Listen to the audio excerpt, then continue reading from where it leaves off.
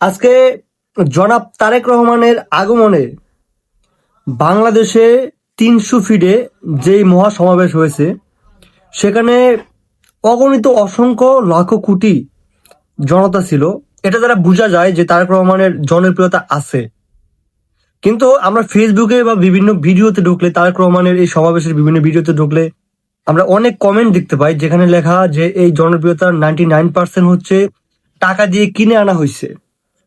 এরকম আবার কেউ কেউ লিখছে যে শেখ মুজিবুর রহমান এবং মেজর জিয়াউর রহমানের সময় তাদের জনপ্রিয়তা ছিল, তারা হচ্ছে নিজ স্বার্থে তাদের সমাবেশে এবং তাদের জন্য বিভিন্ন জায়গায় জনগণ জড়ো হতো তাদের নিজ খরচে। কিন্তু এখনকার যে জনপ্রিয়তা, এটা হলো টাকা দিয়ে কিনা জনপ্রিয়তা। এখানে আমি সহমত না। আমার মতে, আমি কিন্তু কোনো রাজনৈতিক ব্যক্তিত্ব না, আমি কোনো রাজনীতি করি না, আমি এখানে সহমত না। কারণ হচ্ছে তারেক রহমানের জনপ্রিয়তা আছে। যত মানুষ গেছে, সব যে তারেক রহমানকে ভালোবাসে সেই জন্য গেছে সেটা আমি বলতেছি না।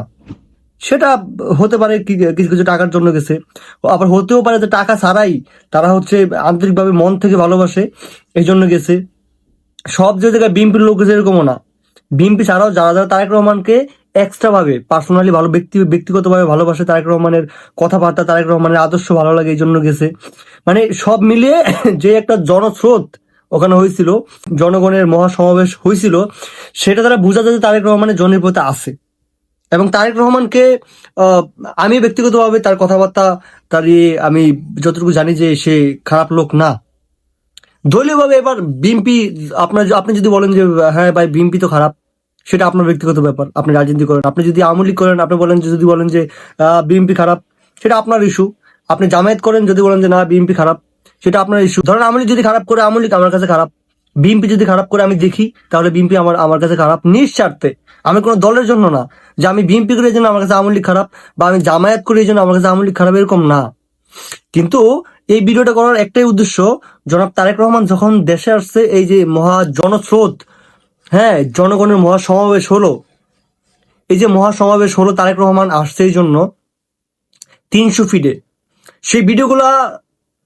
সেই ভিডিওগুলোর কমেন্ট বক্সে ঢুকলে অনেক কমেন্ট দেখি, এগুলো দেখে না আমরা সাধারণ জনতা হতাশ, যে আসলে বাস্তবতা কি।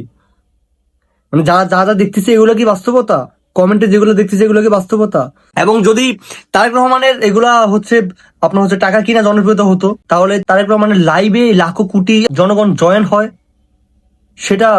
সেটাকে আপনি কি বলবেন? সব মিলিয়ে বোঝা গেল যে তারেক রহমানের জনপ্রিয়তা আছে, যতটুকুই আছে ভালো জনপ্রিয়তা আছে তারেক রহমানের। এখন আজকে ৩০০ ফিটে